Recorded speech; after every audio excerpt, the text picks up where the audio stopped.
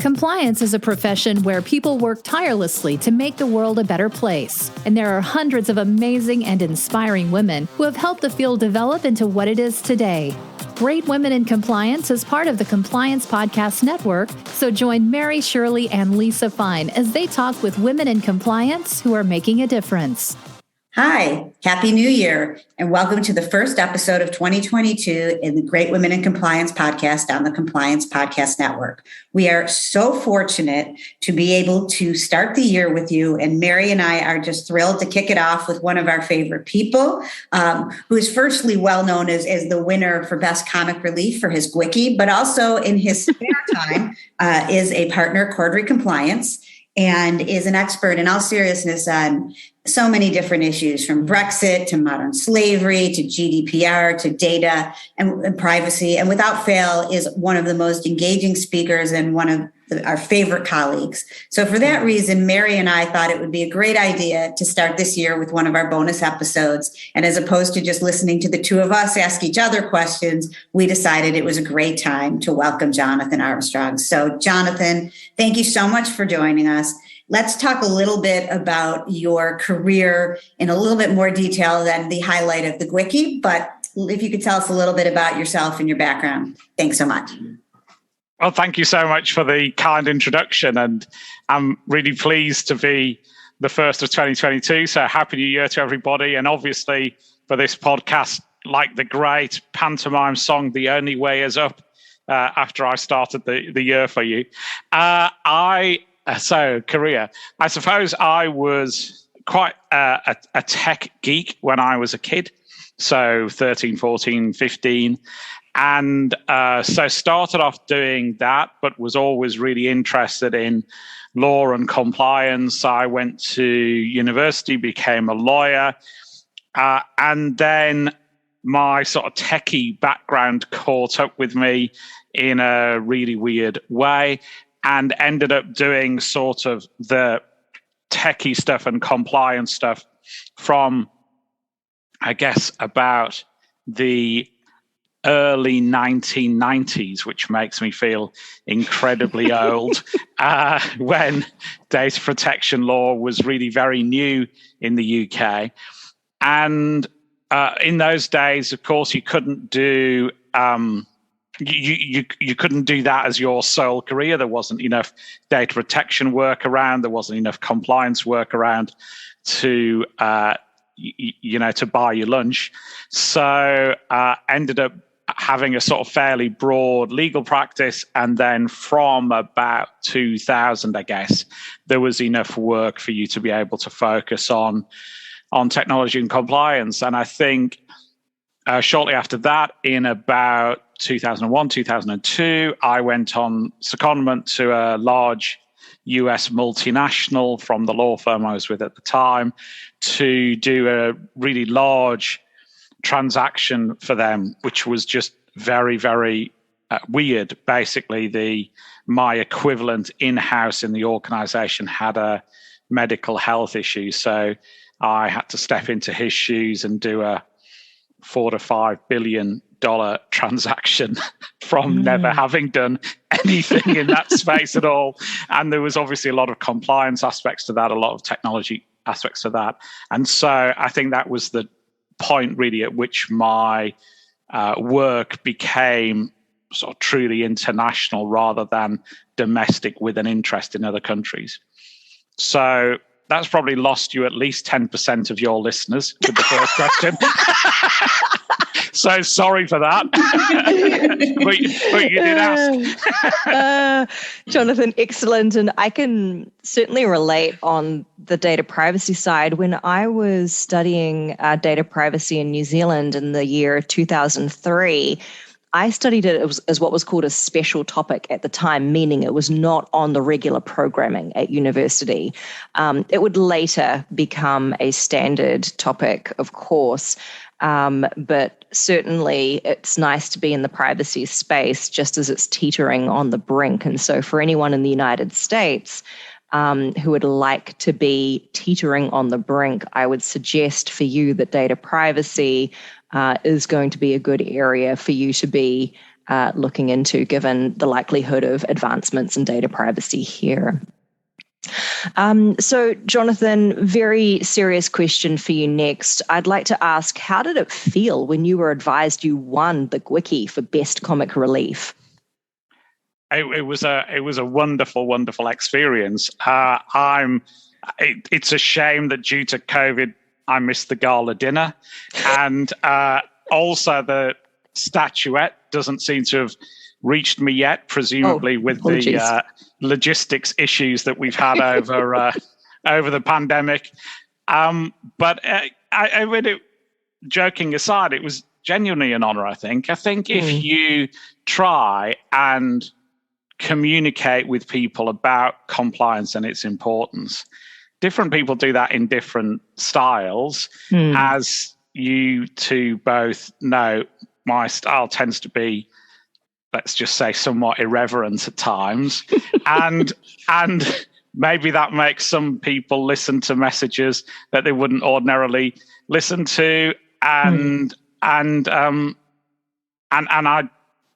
that's obviously my style. I think one of the things, I suppose I don't like the word be authentic, because I think the words be authentic are somehow not authentic enough themselves.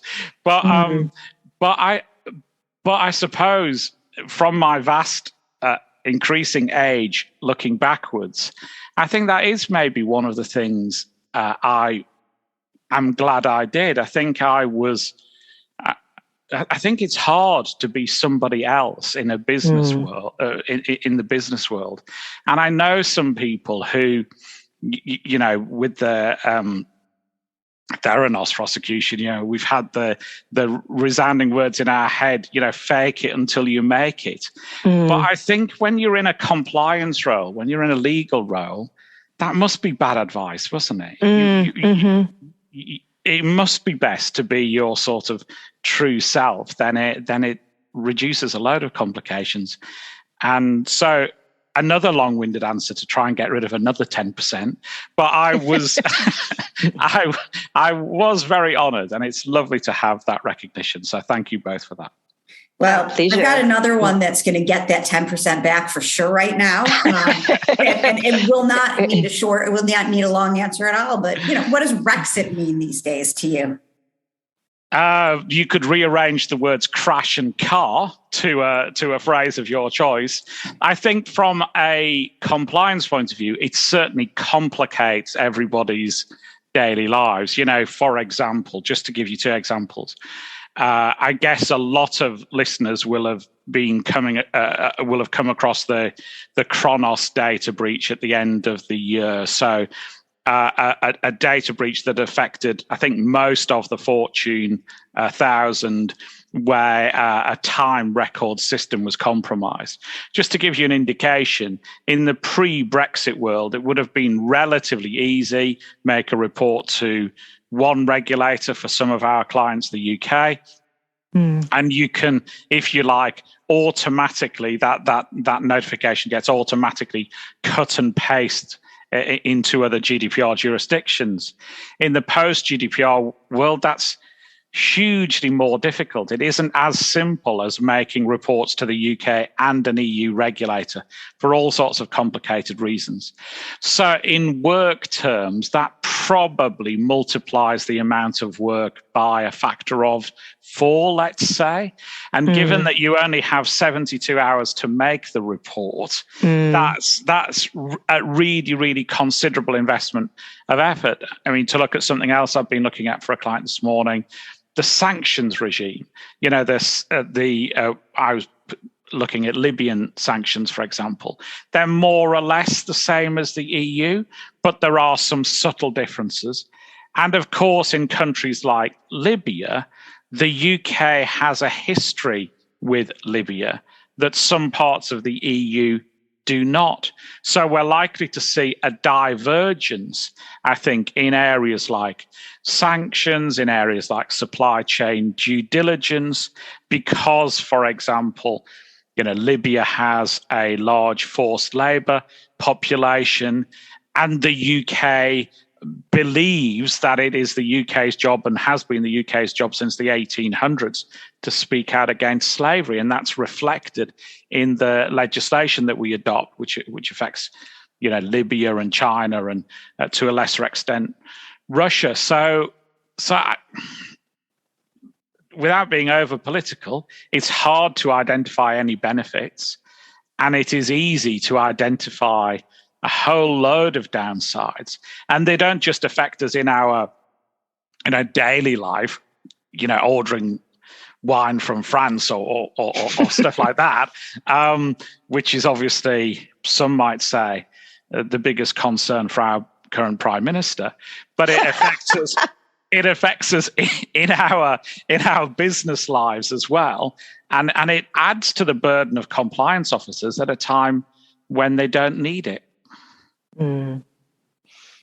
Thank you for that, Jonathan. That's really interesting, and certainly for those of us not living in the region, just hearing about the impact on daily life is something it's more difficult for us to relate to. So appreciate that insight and sharing of experience.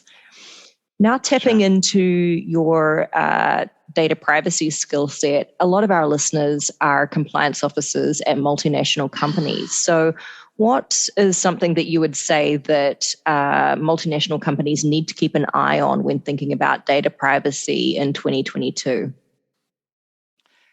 I think 2022 will continue to be a year in which regulators really focus on enforcement, and focus particularly on enforcement around transparency.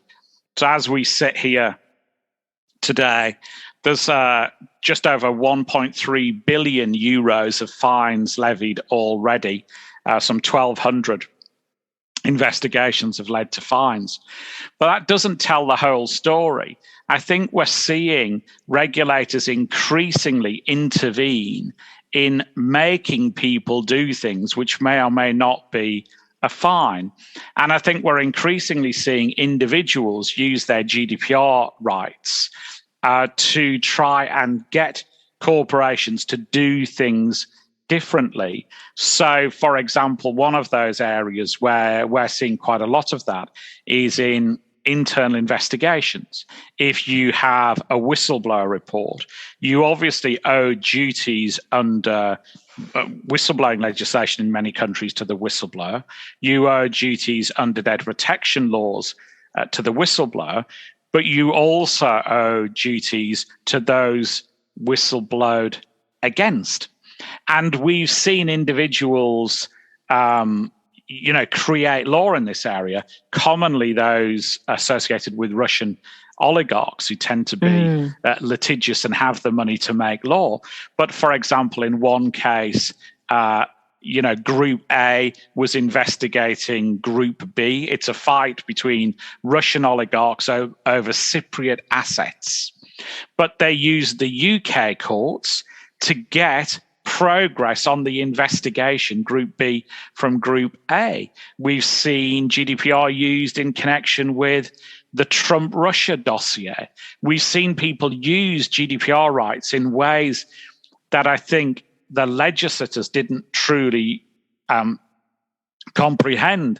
I can remember I was on a number of consultation groups for GDPR. I can remember meeting with a leading MEP and explaining to them that things like the fight against money laundering, the fight against terrorism, can be hampered by GDPR rights. And it was like, a revelation to him. Explain to me how GDPR isn't unanimously a good thing. And I'm not being wise after the event. I said, you will get individuals who try and forget their past to get through money laundering tests, to get into the banking system, to acquire corporations. I'm not sure that threat had the attention it deserved at the time, but it does impact compliance officers in their daily lives. Looking back to Libya, for example, I know that there are individuals associated with former Libyan regimes that have use GDPR to tidy up their past. So if I'm dealing with entities in that country, how can I ever be assured that I'm not dealing with somebody who was responsible for mass genocide? And most corporations do not want to be associated with mass genocide. So a bit of a rant, but GDPR, I think, has been used by individuals for good as well as for bad. We're seeing a lot of trivial data breach claims at the moment. We're seeing a lot of claims from people because of the cookies that are used on websites. And that's not to say that protecting people's data isn't important. It is. That's not to say that being non-transparent and moving people's data through cookies and selling it isn't a bad thing, because it is. But we somehow seem to have lost that sense of proportionality sometimes along the road. And maybe two other things that I'd highlight. Again, as I said, transparency will be the underlying theme of GDPR enforcement in 2022. That'll be being transparent to our employees. That'll be being transparent to our customers, to those we do business with. And the other real challenge with that is AI.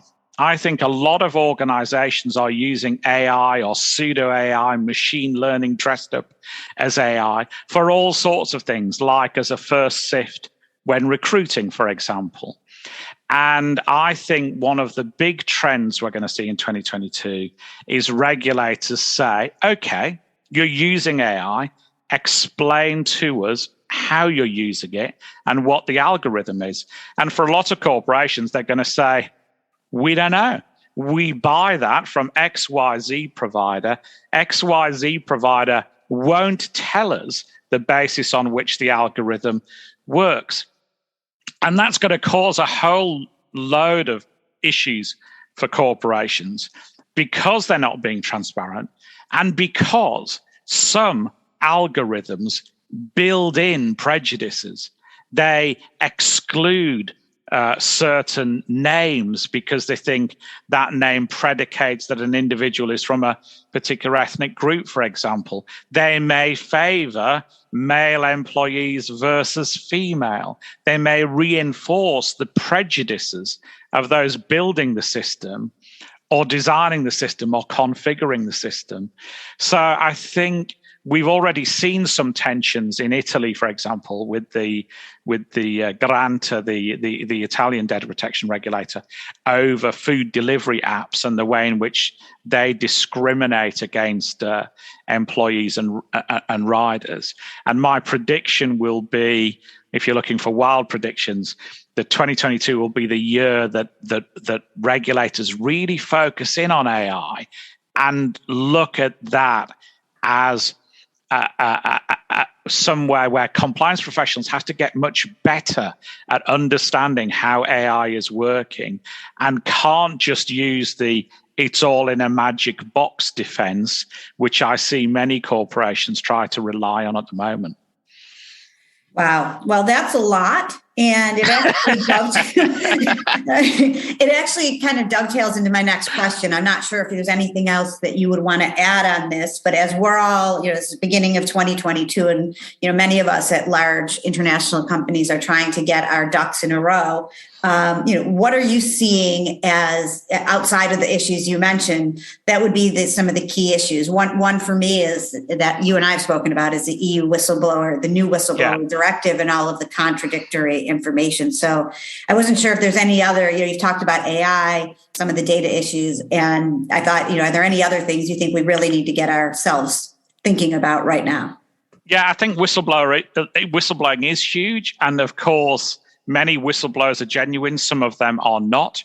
We've already seen a case, as you know, under the directive, some countries could change their law earlier than the December deadline. So we've already had our first case of a disaffected employee choose to take a whole load of documents, share it with the media, and say, aha, I'm a protected whistleblower under the new laws. We've seen a case in Luxembourg where the courts have criticised somebody who seems to be a genuine whistleblower for doing the same. So I think there are some tensions in the EU over whistleblowing, and they will be accentuated by the directive. We've already alluded to supply chain issues, modern slavery.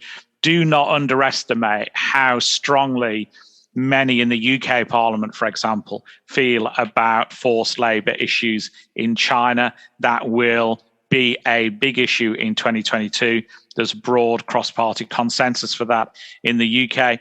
The UK is looking to use what influence it has left in Europe, which might be minuscule, to try and force the rest of Europe into bringing anti-slavery legislation in place. Some in Europe are keen to do so, others less so.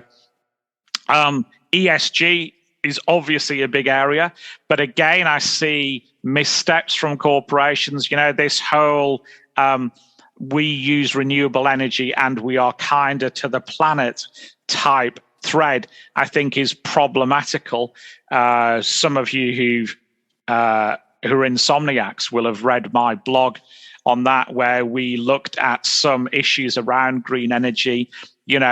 Solar isn't necessarily kinder to the planet if you're producing your solar panels using forced labor from China, who are being made to break rocks, and you're using energy in China. There's a study, I think, in Hong Kong looking at the good to the climate with a conventionally powered vehicle versus an electronically powered vehicle. And there's only a very minimal difference when you factor in the environmental harm of production of the battery, etc., and the fact that a lot of electricity isn't produced in a green or clean way. So I think that whole area around false promises, with the best of intentions, will haunt some compliance professionals this year. I guess the whole Me Too piece, I don't think has gone away. We still see investigations that amaze me. I won't go into details, but an investigation where the CEO of a corporation every year at the annual party would favor an employee by, in biro, writing his room number on the girl's arm. And she knew that was her opportunity to go to the CEO's hotel room, with consequences if she did and consequences if she didn't. I mean, really? I knew that thing happened in the 1800s. I was shocked to find that was happening in major corporations 3 or 4 or 5 years ago. So I think the whole ESG, the whole Me Too piece hasn't gone away. And I wonder if working from home makes some of that stuff worse, not better. I think, just because you can't harass somebody face to face doesn't mean to say you can't harass them.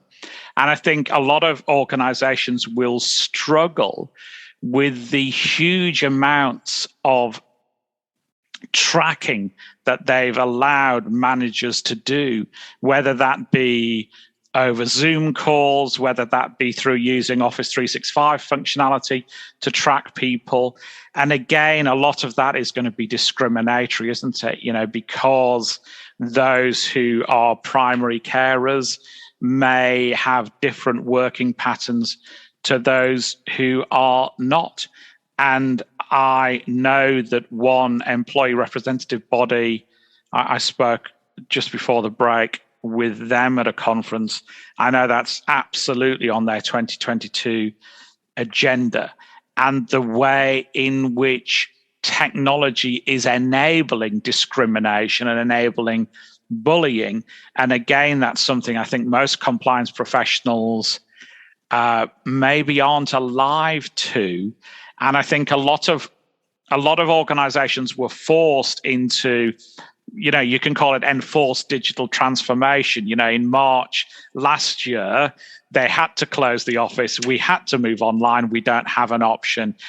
We can only use Teams. We can only use Zoom, whatever that decision might have been.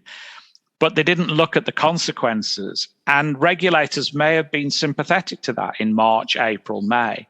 They're not sympathetic to that a year later.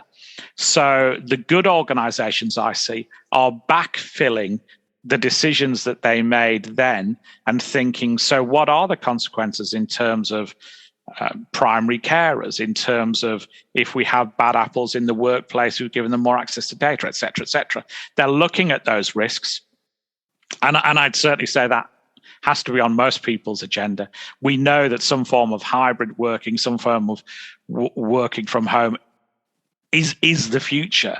So you've got to build the checks and balances into those systems. And now there's no option other than to do that, I think. So that was a more depressing answer, wasn't it? No, not at all. I think it's really important in compliance that we are alive to reality, and being too Pollyanna about things is not going to help us at all. It's like, thinking that if we sweep all our problems under the carpet and ignore whistleblowers, they'll just go away. We need to be conscious of them and thinking about them.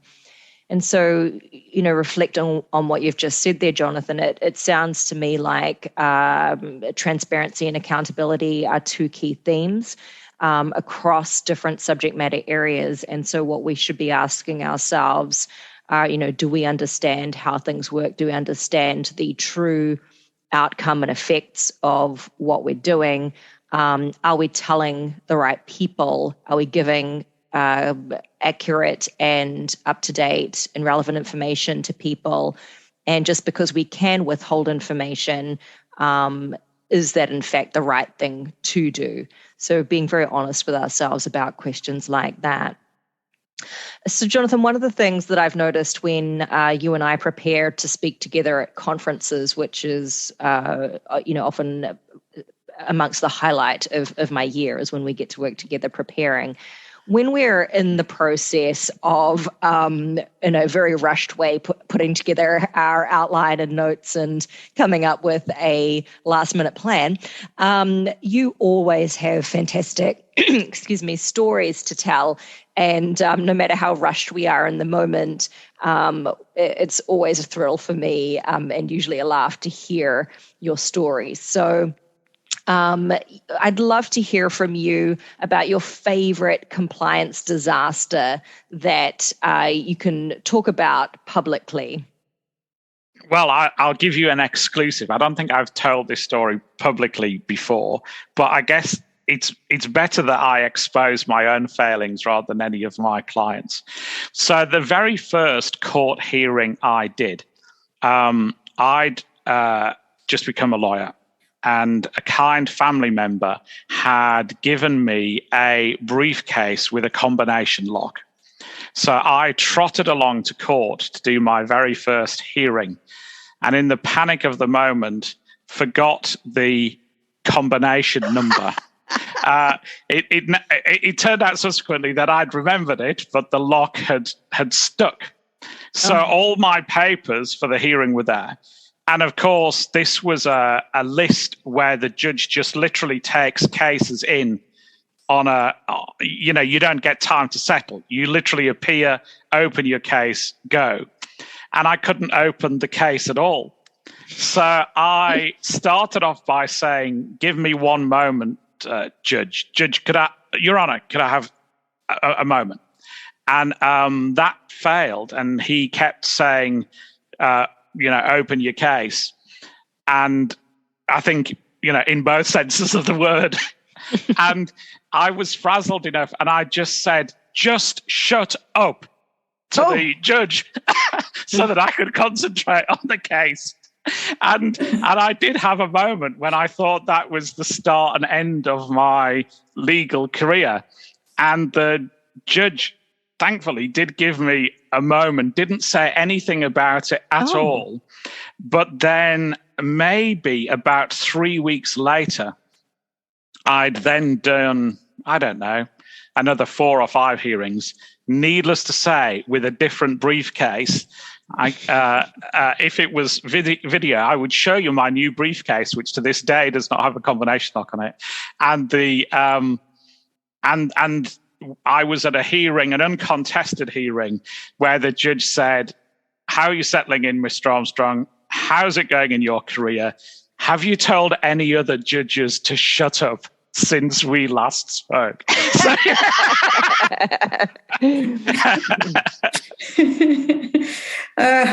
That's a good one. Sorry, I'm laughing for a second, but it actually brings us to a kind of a great segue to my next question. Because generally, I think of you as somebody who does an excellent job of networking and building your relationships. And I'm sure this was an unforgettable one for you. But, although you're not in-house, like I said, you do such a good job of that. What tips do you have for people who, to do that? I mean, you've built friendships with both of us and so many of us in this community, even at the same time where you've actually been, working, trying to promoting, or you're a sponsor or something. So how do you negotiate it as well as you do? Well, I think it's back to an earlier answer, isn't it? I think you've got to be yourself, really. And I think one of the things that I think great networkers do, I'm not sure I'm in that category, but the two of you, people like Jay Rose, and I think see the bigger picture, really. And oftentimes I think people who are not good at networking are very short term and looking at what's in it for them and moving on to the next person where they think they've got an opportunity or a potential sale. And I that's just not my style, really. I think when one time I was hosting an event which mattered to a lot of people. It was a law firm, and we'd taken over a law firm. One of the things we did just as an experiment is we looked at people who weren't networking and tried to bring them into groups and find out why they weren't networking. And actually, you can commonly identify, they tend to stand at the edge of the room rather than in the middle. And they tend to, fiddle with their mobile phones. And I think it behoves all of us, doesn't it? If we're in a network like SCCE, the whole purpose for some people being there is to network and to get a group of peers. And I do think that events like the volunteering sessions are great for that. I can remember the first SCCE event I went to, and it was in I'm from the UK. It was in Chicago. I don't know many people in Chicago, or didn't. I knew, I think, one person at the conference at the time, and the volunteering sessions were really good for me to get to know people. And I think we all should play our part, I think, to network with people.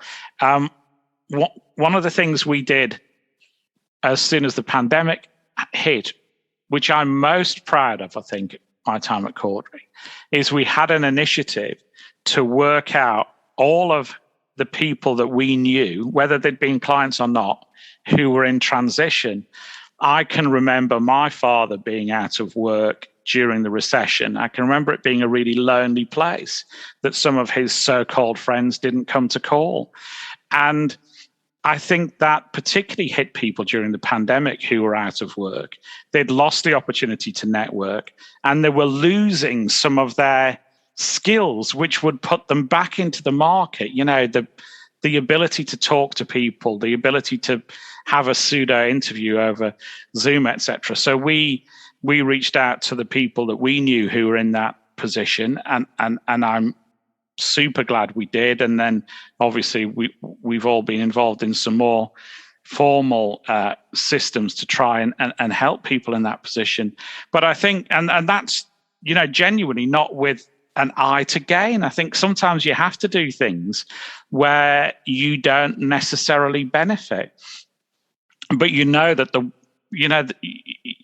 that if you show, I don't want to sound cliched, but if you show kindness to people, then generally you get kindness back. So I think a lot of it is about looking at the bigger picture and not being too self-interested. And I think people recognize that. And I think that you can, if not do good for the world, then do good for your tiny piece of the world. Yeah, I think kindness is never cliche. There's a little phrase I like that is, kindness is always in fashion. And I think it's so true. I knew you'd say it better than me. Jonathan, the time has gone so fast. We've got just one more question for you to wrap up our episode today. What is a message that you have for male allies of great women in compliance? I think, again, it gets back to that be yourself. I don't know whether we've got time for another story, but I tell you what it is not.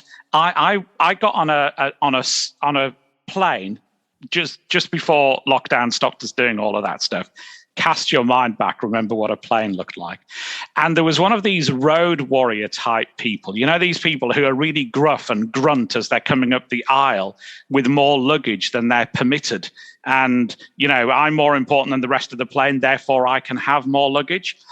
And the stewardess, I only tell you because it's relevant to the story, who was, what would the word be? Very pretty.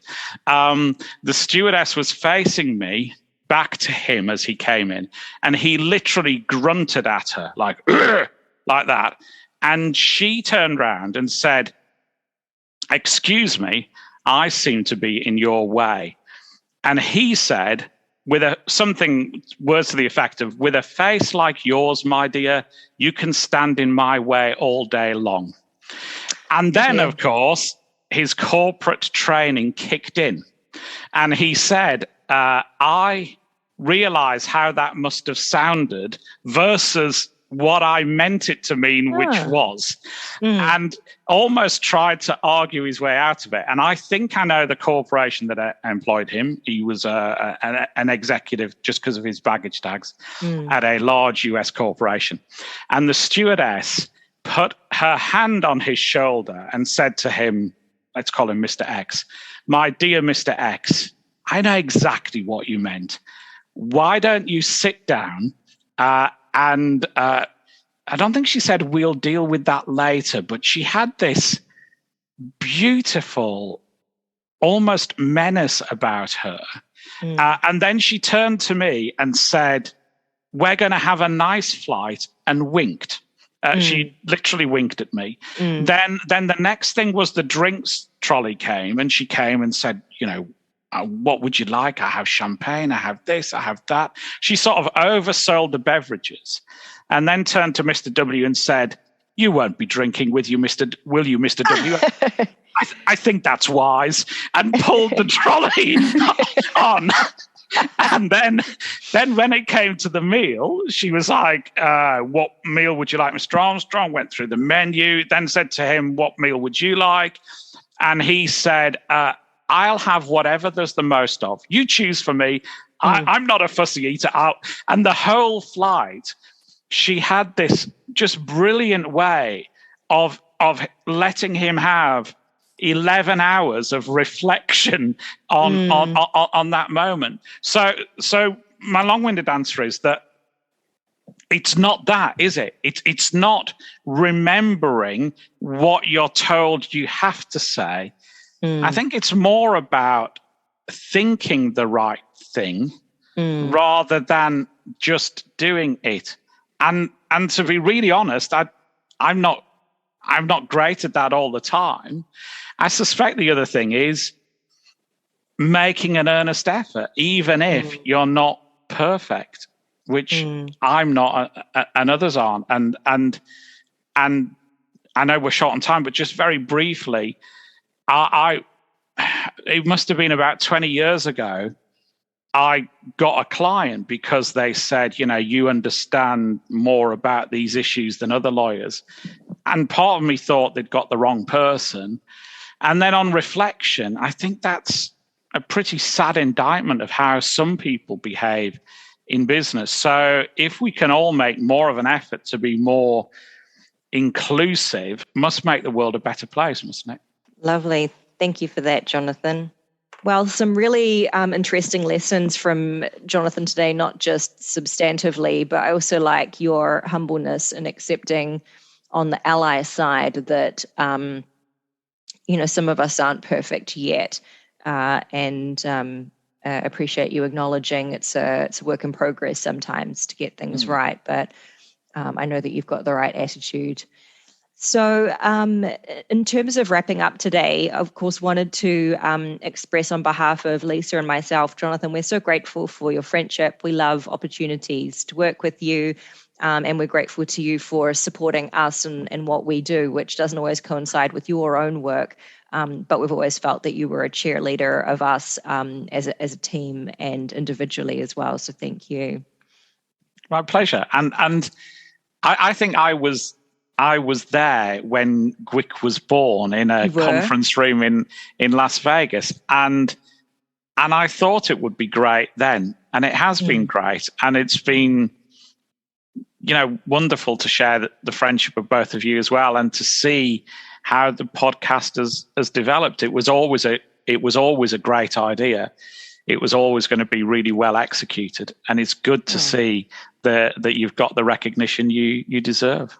Well, thank you, Jonathan. I just want to hop in and say one thing is that was very diplomatic for you to say it was a conference room, because it may have been at a bar.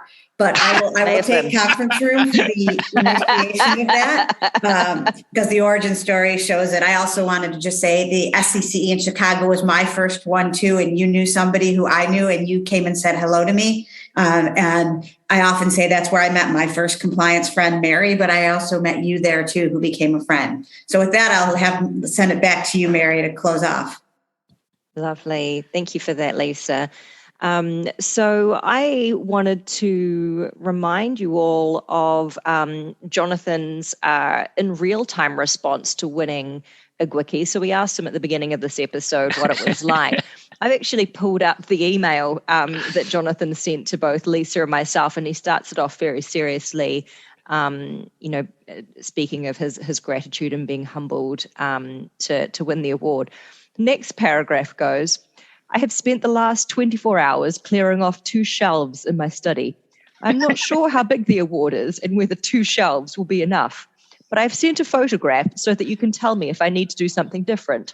For example, buy new shelves, move house, arrange for the use of the spare 4th plinth in Trafalgar Square.